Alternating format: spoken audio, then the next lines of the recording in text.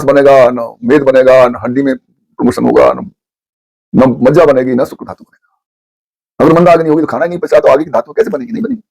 पित्त के पाचक बढ़ जाने से और शरीर की पूरी मेटाबॉलिज्म में, शरीर की तंदुरुस्ती में सबसे इंपॉर्टेंट पार्ट पाचक पित्त जठराग्नि का। अब आया पित्त, तो पित्त की क्या कैसी चालें बताओ जरा, तुम बताओ दिग्नेश। चालें गौरैया कौवा मेढक। ठीक बात। पित्त के बारे में क्या है? कुलिंग काक मंडू गतिम पित्तस्य प्रकोपतः, यानी मंडूक कहते हैं गौरैया, काक माने कौवा और मंडूक माने मेढक। ये तीन तरह की गति कायम होती हैं पित्त में। पित्त के क्या लक्षण है? बैठ जाओ बेटा। पित्त माने गर्मी एक तरह की, आपको बहुत गर्मी लगे, आपकी फोड़ा फंसी निकले, शरीर पर चकत्ते से लग जाए, खुजली, दांत खाज खुजली हो जाए, है ना? बाल चढ़ने लगे, जल्दी से सफेद हो जाए। नहीं, ये तो और कारण है, ये तो अलग बात है। अस्थि मज्जा की उपधातु है बेटा। ये अस्थि मज्जा की उपधातु जब खराब हो जाती है तो नाखून और बाल नुकसान हो जाता है। चलिए खैर, तो पित्त के जो 40 रोग हैं उनमें ये फोड़ा फुंसी, त्वचा के रोग, मांस के रोग आते हैं। विद्युदी, कर्कोट, व्रण, विस्फोट, ये जो रोग हैं, इस तरह से 40 रोग काय के हैं? पित्त के। इसमें चेहरा लाल हो जाता है, जिस्म लाल हो जाता है, तो ये सब जब गर्मी लगे, बीपी बढ़ जाता है, चक्कर आते हैं, ये सब काय के हैं? पित्त के। अब इनकी पहचान कैसे करें? कौन सा पित्त है, क्या है? पित्त क्या है? पांच पित्त। 5 पित्त कौन कौन से हैं? हाँ ठीक है। साधक पित्त हो गए 5। और बताओ। हाँ ठीक है। तो बेटा पाचक पित्त क्या होता है? जो भोजन को पचाता है। एलोपैथी में उसे कहते हैं HCl, हाइड्रोक्लोरिक एसिड, जो आमाशय में होता है। अगर खाना पच जाता है या बहुत जल्दी भूख लगती है, बहुत ज्यादा भूख लगती है, खाना खाया फिर भूख लग गई, फिर खाना खाया फिर भूख लग गई, फिर खाना खाया, इसे कहते हैं भस्मक रोग। यानी उसकी जो जठराग्नि है, पाचक पित्त है, वो ज्यादा बढ़ा हुआ है, तो उसे भूख शांत नहीं होती, इसे भस्मक रोग कहते हैं। तो भस्मक रोग कैसे होगा? पित्त रोग के बढ़ने से, पित्त के पाचक बढ़ जाने से और शरीर की पूरी मेटाबॉलिज्म में, शरीर की तंदुरुस्ती में सबसे इंपॉर्टेंट पार्ट पाचक पित्त, जठराग्नि का। अगर जठराग्नि प्रबल है तो भी वो नुकसान करेगी, ज्यादा है, और थोड़ी है तो मंदाग्नि हो जाएगी, फिर खाना पचेगा नहीं। जब पचेगा नहीं तो न रस बनेगा, न खून बनेगा, न धातुएं नहीं बनेंगी, मांस बनेगा, न मेद बनेगा, न हड्डी में प्रमोशन होगा, न मज्जा बनेगी, न शुक्र धातु बनेगा। अगर मंदाग्नि होगी तो खाना ही नहीं पचा, तो आगे की धातु कैसे बनेगी? नहीं बनेगी। तो ये ठीक होना चाहिए, न ज्यादा न थोड़ा। तो इस तरह से ये 5 तरह के पित्त हैं। अब हम ये कैसे पता लगाएं कि कौन सा पित्त गड़बड़ है इनका? तो पाचक पित्त का मालूम पड़ेगी कहाँ है? आमाशय में। अच्छा, दूसरा है रंजक पित्त। रंजक पित्त होता है खून बनाने वाला, उस रस को रंगने वाला। इसका स्थान कहाँ है? लिवर में। अगर उसको एनीमिया हो रहा है अथवा उसे थैलीसीमिया हो रहा है, उसे खून नहीं बनना है, तो समझ लो उसका रस नहीं रंगा जा रहा है, खून नहीं बन रहा है, अगली धातु नहीं बन रही है। कब होगा? जब मंदाग्नि होगी। तो रंजक पित्त का काम समझ गए। तीसरी पित्त है तुम्हारा साधक पित्त। साधक क्या है? ये होता है ब्रेन में। अगर ब्रेन को सही जो बुद्धि काम कर रही है तो समझ साधक पित्त ठीक है। इससे क्या लेखन होता है, इसमें ज्ञान वाहिकाएं, आज्ञा वाहिकाएं, जितना नर्वस सिस्टम है, इस पर काम करता है। एक लेखन पट्टिका होती है मस्तिष्क में, जिस पर तुम्हें मेमोरी अंकित होती है। उसमें जो पटल है उस पर लिखा जाता है, स्याही कहते हैं ना, मेमोरी लिखी जाती है। अगर वो कमजोर होगी तो काय से कमजोर होगी? साधक। और ज्यादा हो गई तो रात भर सोओगे नहीं, उसी उधेड़बुन में चिंतन में लगे होगे, चिंता में लगे रहोगे। अच्छा, अगला है आलोचक। आंखों की तेज रोशनी या कम रोशनी काय पर निर्भर करेगी? आलोचक पित्त पर। और ऐसे ही अब रहा भ्राजक पित्त। भ्राजक पित्त त्वचा पे जो जितने भी रोग होते हैं उसी के कारण होते हैं। इस तरह से अब इसको पहचाने कैसे? तो पहला कुलिंग, कुलिंग कहते हैं गौरैया। गौरैया फुदक फुदक के चलती है ना, जंपिंग से, छोटी चिड़िया, तो उसकी जंप छोटी होती है। आपको नींद आ रही है तो सो जाओ, कोई दिक्कत हो या कोई इम्तिहान थोड़ा होना है। हाँ, आपको संकोच मत करो। तो वो कुलिंग, कुलिंग कहते हैं गौरैया। तो गौरैया की जंप जो है वो बहुत स्लो जंप होती है, छोटी छोटी जंप होती है, उसे कहते हैं कुलिंग जंप, गौरैया की जंप। अगर वो है छोटी छोटी जंप है तो इसका मतलब पित्त ठीक है, कोई गड़बड़ नहीं है। इसके बाद आता है काक, माने कौवा। कौवा थोड़ा उससे बड़ी जंप लेता है, बड़ा पक्षी है तो ऊंची जंप लेता है, लंबी जंप लेता है उससे गौरैया से, तो ये गड़बड़ है, ये गड़बड़ है। तो गड़बड़ है। अब इससे आगे और ज्यादा गड़बड़ वाला है मेंढक, मंडूक। मंडूक, मेंढक कैसे जंप लेता है? ऊंची लंबी, देखा ना कैसे, यहां मारेगा छलांग, फिर वहां मारेगा, फिर वहां मारेगा, है ना। तो अगर मेंढक किसी जंप है इसमें नाड़ी में तो बहुत खराब है पित्त तुम्हारा, बीपी जबरदस्त है और वो कुछ करके छोड़ेगा। इन्फेक्शन निश्चित है, शरीर में बड़ा इन्फेक्शन है। कैंसर को डिटेक्ट करना है तो वात नाड़ी सर्पाकार चले और पित्त नाड़ी मंडूक पर चले, तो बिना किसी जांच के कह दो तुमको कैंसर है। हजारों रुपए की जो वहां जाके जांचें होती हैं जरूरत ही नहीं है, यहीं से बता दोगे। तो ये रहा पित्त। अब आता है कफ। कफ की तुम्हें याद है? बताओ।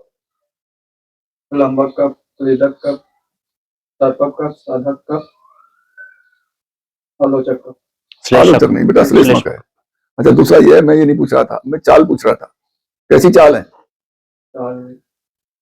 जो कफ की नाड़ी चलेगी वो कैसे चलेगी? कैसे चलेगी? कल बताए तो थे, कबूतर और पानी के अंदर कौन? हंस और कबूतर की चाल। हाँ ठीक। तो हंस पारावार गतिम श्लेष्म दत्ते श्लेष्म प्रकोपता, यानी पारावार कहते हैं हंस। हंस कैसे चलता है? बतख देखा होगा आपने, ये रखा, अगला पैर वो यहाँ आगे रखेगा, फिर इसे आगे रखेगा, ऐसे मटक मटक के बतख चलती है। ठीक है, तो एक गति तो ये है उसकी। और दूसरी गति है कबूतर की। कबूतर छोटा होता है लेकिन वो अपने कदम ऐसे रखता है आगे पीछे, लेकिन तेज चलता है, गति तेज होती है। ठीक। तो कफ की जो नाड़ी है वो धीरे चलती है, मटक मटक के चलती है। तो उसमें दो तरह की चालें हैं, हंस की और कबूतर की। अगर हंस गति से चल रही है तो कफ ठीक है, नाड़ी मटक मटक के धीरे धीरे चल रही है तो ठीक है। और अगर नाड़ी कबूतर की तरह चल रही है, भाग रहा कुटुक कुटुक कुटुक, तो गड़बड़ है। और नाड़ी बिल्कुल बंद है तो समझ लो सोच बंद है, और ज्यादा खतरनाक है, जबरदस्त जुकाम हो रहा है इसे, कफ जम रहा है इनकी नाड़ियों में। तो समझ गए तीनों। अब ये तो रही वात पित्त कफ। अब इसके बाद आती है द्वंद्वज और तदोषज। द्वंद्वज और तदोषज, दोनों दोष, दो दोष गड़बड़ है अथवा तीनों दोष गड़बड़ है। अगर दो दोष गड़बड़ है तो द्वंद्वज दोष माना जाएगा, जिसमें कोई से वात पित्त या पित्त कफ या कफ पित्त, इनमें से दो बिगड़े हुए हैं। तो कैसे चलेगी नाड़ी? वो चलेगी कदाचित मंद गमना, कदाचित वेग वेग वाहिनी, द्वंद्वज दोषज गया, दो दोषज गया। कभी तो बहुत तेज चलने लगे नाड़ी और कभी धीमे चलने लगे, तेज चली फिर धीमी चली, फिर तेज चली फिर धीमी चली, तो समझो इसके दो दोष बिगड़े हुए हैं। ठीक है, आगे समझ लो। क्यों दिनेश, आया समझ में? कदाचित मन, लावातीतवर्ती नाम गमनम सन्निपात सन्निपात। तो ये 5 तरह की चाल आपको बताई गई। नाड़ी देख में 5 तरह की चाल से पता लग जाएगा कि तुम्हारे अंदर कौन कौन से दोष हैं। इसके अलावा कुछ जनरल बातें हैं। इन्होंने कहा है कि हंति च स्थान विच्युता, जब नाड़ी अपना स्थान छोड़ दे तो उसे मरा हुआ मान लो।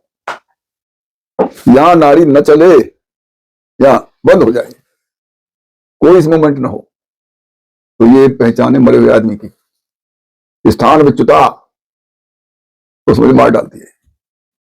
अगर ये नाड़ी नहीं चली, नाड़ी देखो मर गया कि जिंदा, देखते हैं ना, नहीं चल रहा है तो गया।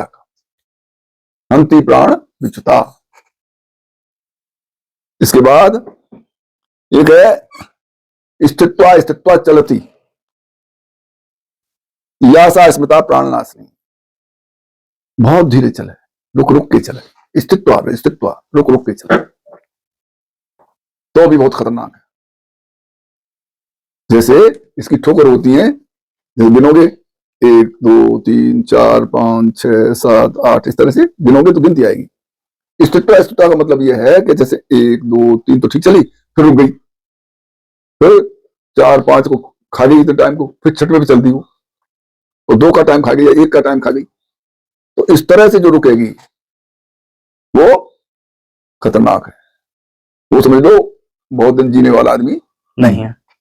उसे तुरंत हॉस्पिटल ले जाओ, बिना इलाज कराओ, उसके हार्ट की गति बहुत कमजोर हो गई।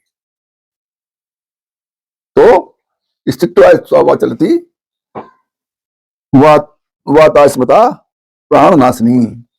अब इसमें ये फर्क है कि ये जो मान लो 20 तक तुमने गिनी, तो अब मान लो 15 16 भी जो आई उस पर रुक गई तो कोई ज्यादा फर्क नहीं पड़ेगा।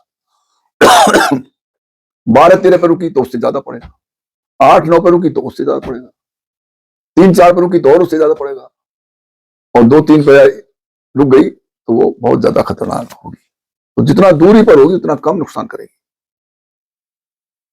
आया, क्लियर हुआ? तो ये हो गया। इसके अलावा अत क्षीणा च सीता च जीवितम हंत असंशयम। अत क्षीणा, बहुत कमजोर नाड़ी चल रही हो और शीतल हो, ठंडी हो। अत क्षीणा च सीता च जीवितम हंत असंशयम, वो जीते जीते मार डालती है, उसकी हालत बहुत खराब है। इन 3 स्थितियों में वैद्य को मरीज को नहीं लेना चाहिए। अगर वो लेगा तो उसे अपयश मिलेगा। जब इस तरह की 3 तरह की नाड़ी चलने लगे तो खतरनाक है। क्लियर? आया समझ में? बताओ क्या क्या समझ में आया? मतलब धीरे चले तो मरीज को नहीं लेना चाहिए, और मतलब गिनती के हिसाब से फिर जानलेवा कौन सी पहली बात होती है? होती है हंती चाहे स्थान विच्युता। ये। अगर नाड़ी रुक गई तो समझ लो खत्म हो गया। दूसरी बताइए स्थित्वा स्थित्वा चलती, रुक रुक के चल रही है तो वो प्राणघातनी है, खतरनाक है। और फिर बताया लास्ट में अत क्षीणा च सीता च, अति क्षीण और शीतल तो वो भी घातक है। आज इतना ही रखें। तो ये है नाड़ी देखने का। अभी तो और बताया जाएगा, इसमें काफी तो थोड़ा ही है। तो आज नई बातें तुम लोगों को जो बताई, एक तो बताई द्वंद्वज, त्रिदोषज, और 3 बात ये बताई। द्वंद्वज क्या है? 2 दोष होते हैं। कौन से होते हैं 2 दोष वो?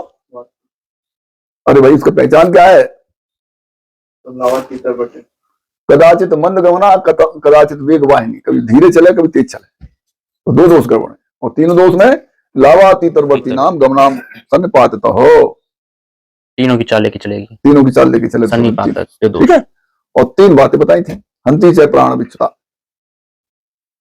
अगर वो नाड़ी ने स्थान छोड़ दिया तो समझ लो प्राण जाने वाले या चले गए।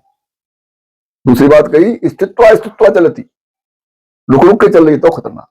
और तीसरी बात कही कि अत क्षीणाच सीता च, बहुत कमजोर और शीतल है तो भी वो खतरनाक है, खतरे में है, असाध्य और कष्ट साध्य रोग है।